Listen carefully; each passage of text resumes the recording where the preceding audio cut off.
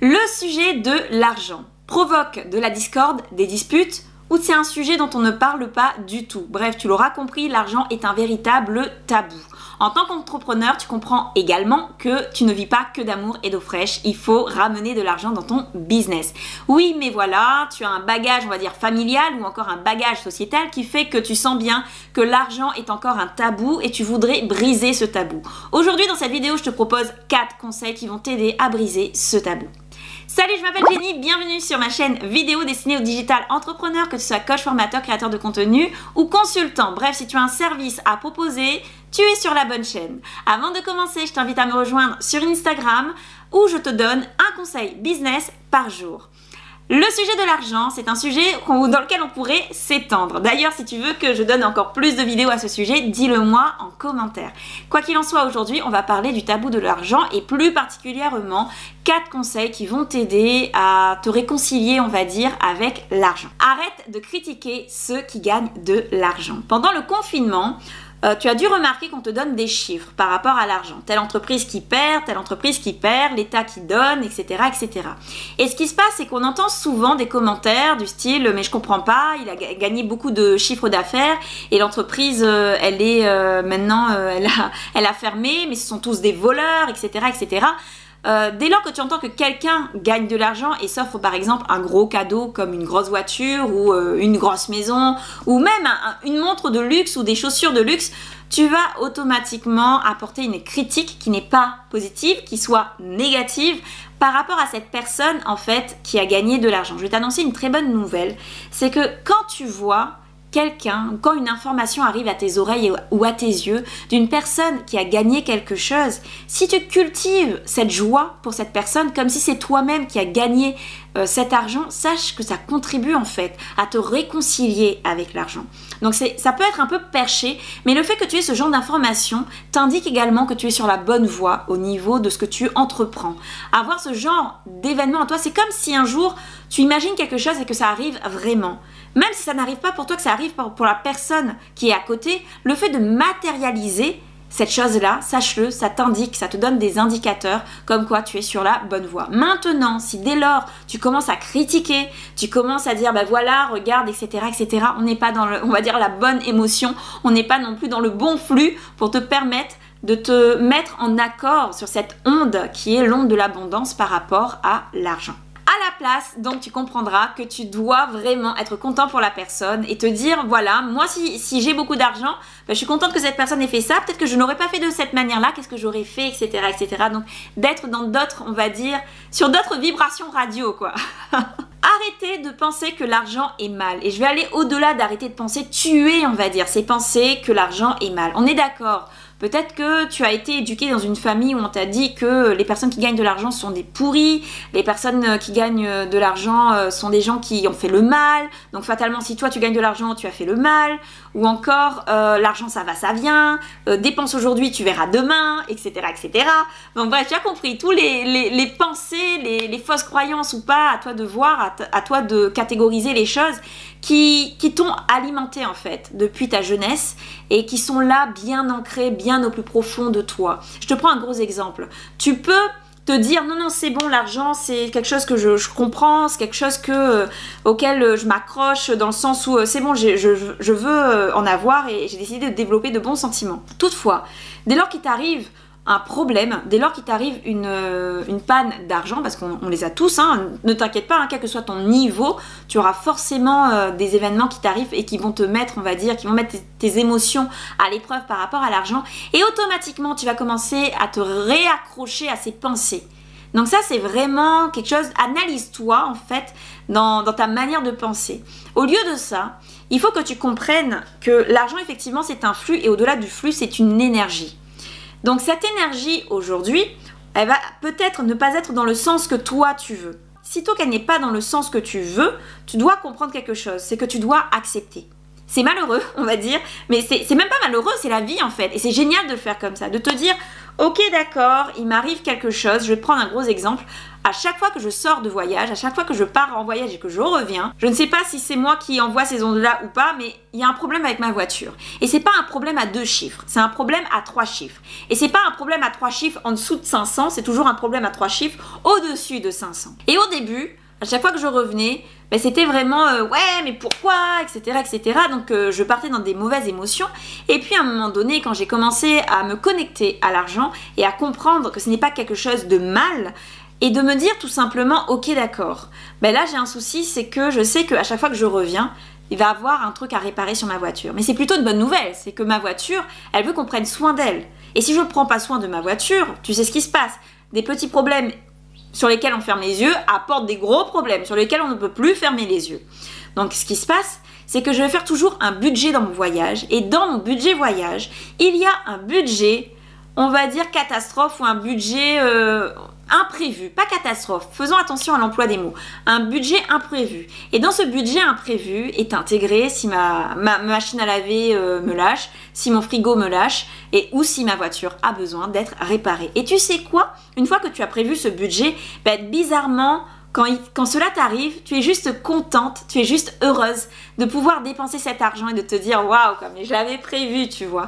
Et ton sentiment va changer par rapport à l'argent. Maintenant, sache une chose, c'est que quand ces problèmes-là t'arrivent, ben, ce n'est pas la première fois que ces problèmes-là t'arrivent. Tu les as déjà connus par le passé. C'est-à-dire qu'aujourd'hui, si je n'avais pas ce budget-là et qu'à chaque fois, je rencontre à chaque fois les mêmes problèmes, ben, je serais dans un cercle vicieux qui m'empêche d'avancer. J'ai décidé d'arrêter ce cercle vicieux, de mettre en place, on va dire, une action qui me permette d'arrêter ce cercle vicieux. Quand tu as des actions, on va dire, quand tu as des événements qui t'arrivent, donc fatalement, tu as ces pensées qui t'arrivent en même temps. Donc, il faut que dans ta tête, tu réfléchisses, cette pensée-là, elle est liée à quel événement? Moi, mon ancienne pensée mauvaise, on va dire, face à l'argent, c'était lié à l'événement que quand je rentrais de voyage, il m'arrivait toujours un problème. Quand j'ai trouvé une solution et que je mets en place cette solution, cette pensée, ben, elle disparaît. Elle s'en va, puisque j'ai développé d'autres sentiments par rapport à l'argent. Donc le fait de prévoir l'imprévisible ou de se dire je vais prévoir ce genre de choses fait que ton sentiment va totalement changer par rapport à l'argent. Dis-moi en commentaire quelle est la plus mauvaise de tes pensées par rapport à l'argent. Je serais bien curieuse de le savoir et de t'aider par rapport à cette pensée. Arrêtez d'avoir peur de perdre. L'argent, tu vas devoir le dépenser. Dans ton business, si tu veux évoluer, si tu veux avancer, il va falloir le réinvestir. Tu ne peux pas en fait tout gagner, tout avoir et garder, mettre bien précieusement quelque part et ne pas dépenser. Ne pas vouloir payer les taxes, ne pas vouloir payer taxes impôts, ne pas vouloir payer des prestataires, ne pas vouloir faire tout seul, ne pas vouloir payer une formation, ne pas vouloir évoluer tout simplement. Ça fait partie du deal. Tu es bien content quand ça vient dans ce sens, mais pour que ça aille plus dans ce sens, il faut également que ça aille dans ce sens. Il faut que tu réinjectes en fait ton argent, j'ai envie de dire dans la société, dans ton business mine de rien. C'est pour toi en fait. Que tu le fais sans oublier le fait de pouvoir aussi donner sans, on va dire, pas sans compter, mais donner sans arrière-pensée. Tu peux donner à des associations, tu peux donner à des gens qui auraient besoin d'aide, mais sans espérer un retour ou quoi que ce soit. Et il viendra des moments où tu perdras de l'argent. Pour mon exemple, j'avais pris un service de conciergerie qui m'a complètement dupée, on va dire, sur toute la ligne. Et sans parler de conciergerie, la première fois que j'ai fait un site internet, j'avais pris un prestataire qui m'a complètement dupée, s'il te plaît. D'ailleurs, si tu veux retenir ou voir les leçons de cette histoire-là, je t'invite à aller voir cette vidéo. Quoi qu'il en soit, tu as deux choix. Soit tu décides de tout arrêter parce que j'ai perdu mon argent, etc., etc., et d'alimenter de mauvaises énergies, de mauvaises pensées, ou soit tu te dis ok d'accord, il y a une leçon à prendre là-dedans. Tu vois l'argent que j'ai perdu, je vais le retrouver. Ça c'est pas un problème. Donc j'accepte en fait cette leçon qu'on me donne parce que cette énergie que je perds également, parce que l'argent c'est un flux, c'est une énergie, il faut apprendre à le contrôler, il faut apprendre à le gérer, il faut apprendre à modifier son sentiment par rapport à cela. Toutefois, il ne faut pas avoir peur en fait de perdre de l'argent, c'est que du matériel, il faut le dire, c'est du matériel qui te permet de vivre, je suis d'accord avec toi, toutefois ça reste du matériel et ça reste quelque chose que tu peux vraiment faire. J'ai envie de dire proliférer, je sais pas si c'est le bon terme, mais faire grossir à x10, x100. Tout dépend de toi. Donc, le fait d'avoir peur de perdre de l'argent, c'est quelque part ne pas avoir confiance en toi-même. Or, moi, Je suis sûre que tu as confiance en toi-même, j'ai confiance en moi-même et je sais que quand je perds de l'argent, il y a une erreur que j'ai commise, il y a des histoires ou plutôt des leçons à retenir pour ne pas refaire la même erreur. Après, il ne faut pas se forcer à perdre, de dire mais c'est bon, c'est une leçon. C'est pas ça l'objectif là, il faut être intelligent en fait face aux événements qui nous arrivent et qui sont liés à l'argent. Dire son prix, oser dire son prix, oser demander. Alors pourquoi j'ai dit dire son prix et oser demander? Parce que je sais que parmi mon audience, il y a effectivement des entrepreneurs et il y a également des salariés. Moi-même, j'ai été salariée, il n'y a aucun problème à cela. Tant que tu es sur ta voie, sur ta bonne voie, que tu es heureux, heureuse de ce que tu fais. Donc quand tu es salarié, il faut oser demander une augmentation, oser demander d'être payé pour une prestation, oser demander à droite, oser demander à gauche. Là encore, je peux te raconter une anecdote quand j'étais salariée.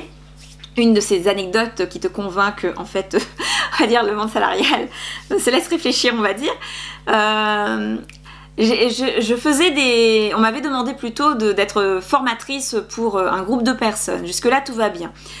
Toutefois, ce job de formatrice me demandait de l'investissement chez moi, me demandait pas en temps de travail, crois-tu ça, me demandait du temps également, de présence et me demandait également de mobiliser d'autres personnes, des ressources, etc. etc. Moi, il n'y a aucun souci à demander des ressources. Il y a on va dire, il y a pas un compliment, mais un reproche qu'on me faisait souvent quand je travaillais, c'est que, en gros, je demandais de l'argent pour les services rendus. Je suis désolée, c'est pas totalement un service rendu, c'est un travail. Et j'expliquais aux gens, si ce service te gêne et si toi tu ne veux pas être payé pour ce service, donne-moi en fait ce que tu reçois. Et là, bizarrement, les gens ne réagissent plus. Ils te disent non, mais c'est pas ça, etc., etc. Donc c'est facile de pointer du doigt. Sache-le que je sais ce que c'est. Et parce que je dis pas que j'étais l'unique à demander, c'est juste que quand tu ouvres ta bouche un peu plus que les autres, fatalement on te tape un peu plus facilement. Et en même temps, j'ai envie de dire que quand tu reçois des choses, les gens te disent ah mais c'est pas juste, etc., etc. Il faut oser demander, tout simplement. Quoi qu'il en soit, pour en revenir à cette anecdote, j'avais fait, je crois, 1 jour entier ou 2 jours de formation, je m'en souviens plus. Je crois que c'était 2 jours de formation, donc c'est moi avec d'autres collègues la formatrice, pour apprendre à la fin, jamais au début, sache-le, que j'allais être payée que 3 heures sur les 2 jours de formation. Donc voilà, ça s'appelle être dupé, clairement. Donc j'ai retenu la leçon en fait de ce genre d'événement. La leçon c'était quoi? Pour compléter l'anecdote, moi j'avais travaillé dans le but de... Quand il y avait de l'argent comme ça qui rentrait, je mettais de côté pour suivre une formation, pour faire un truc ou autre. J'avais complètement dans l'esprit que d'avoir été dupé, qu'on met... tu sais, c'est comme si on te pompe ton savoir et qu'on va en profiter en fait, qu'on ne soit pas clair sur les choses. J'aurais préféré que quelqu'un me dise, écoute, on va te payer que 3 heures, mais est-ce que tu veux bien faire les 2 jours et on verra comment on s'arrange. Et c'est ça la bonne démarche. Cher manager, s'il y a un manager qui me regarde. Quoi qu'il en soit, cette histoire-là m'a permise de comprendre qu'il fallait demander. Déjà d'un, quand tu demandes, tu reçois les choses, sache-le. Et aussi d'être un peu plus précise sur tes demandes. C'est-à-dire, j'ai demandé à être payée, effectivement, j'ai été payée, mais j'ai pas été précise. Ça, c'est pour l'anecdote. Maintenant, en tant qu'entrepreneur, tu dois dire ton prix. Et ça, je sais que c'est une peur qui te mange dans les entrailles. Pourquoi? Alors, il y a le syndrome de l'imposteur, il y a le syndrome de l'objet brillant, mais plus de l'imposteur, je pense, dans ce cas-là. Le syndrome de l'imposteur, qu'en est-il? C'est juste ce syndrome où tu es capable de vendre un appareil photo des millions pas des millions, mais des milliers d'euros. Tu serais capable d'être vendeur pour dire cet appareil photo-là, mais il est juste génial, etc., etc.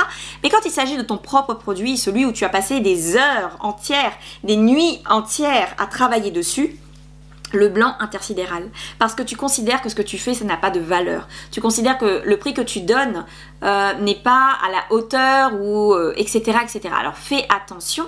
Une erreur que j'ai commise aussi par rapport à oser dire son prix, c'est dans certains cas, j'ai bien dans certains cas, être plus cher que le marché ou être plus cher que les autres. Certaines personnes te diront, ben non, c'est ton prix, c'est ta valeur. Oui, d'accord. Toutefois, il faut être aussi un peu logique dans ce que l'on propose. Dans mon accompagnement sur 5 mois, quand je donne le prix, ben, c'est parce que je sais ce qu'il y a derrière.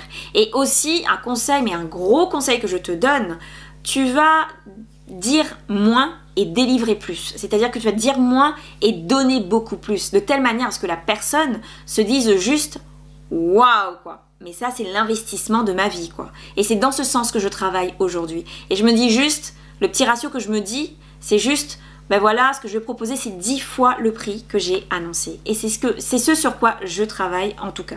Quoi qu'il en soit, entraîne-toi à dire ton prix. N'aie pas honte de ton prix. Je sais que il faut en fait oser dire son prix pour être en accord, pour se connecter à l'argent. Et peut-être au début, si tu as peur, tu peux faire une promo pour dire, ben voilà, ça va être ce prix-là exceptionnellement, etc., etc. Mais petit à petit, amène-toi à ton prix. Pour ma part, j'avais bien compris que j'avais du mal avec cela. Et ce que j'ai fait, c'est que j'ai commencé gratuitement déjà à proposer. Et j'ai remarqué que gratuitement, il y avait du monde, mais en même temps, il n'y avait pas de monde. Pourquoi? Parce que au niveau du sérieux face à la formation que je proposais, des fois c'était pas très cadré, très sérieux. Mais dès lors qu'il y a un prix, j'ai compris que non seulement la personne en face de moi était tentée à être plus sérieuse, toutefois moi aussi, j'étais beaucoup plus cadrée, beaucoup plus sous pression, on va dire, mais une bonne pression qui fait que je délivre la bonne valeur. Mais dans tous les cas, il faut que tu oses dire ton prix. Quand tu l'écris, un petit exercice que je fais également avec mon crayon quand je suis en rendez-vous, c'est d'écrire sur un morceau de papier le prix que je vais énoncer, soit de le mettre dans ma poche, soit de le mettre devant moi, mais je sais que c'est le prix que je vais énoncer et je ne peux pas dire un autre prix puisque c'est le prix sur lequel je me concentre, là quand il est écrit par exemple sur ma feuille de papier. Donc c'est une petite astuce que je te conseille. Quoi qu'il en soit, ose dire ton prix. Dans la prochaine vidéo, nous verrons les 3 stratégies Instagram qui te permettront justement de te connecter encore plus à tes futurs clients. Merci d'avoir regardé cette vidéo jusqu'au bout. Dis-moi en commentaire si elle t'a plu et si cette vidéo t'a plu, je t'invite à t'abonner à cette chaîne pour avoir beaucoup plus de conseils. Et je te dis à la prochaine vidéo. Sois productif, sois badass, sois tout ce que tu veux, mais en tout cas avance dans tes projets. Voilà.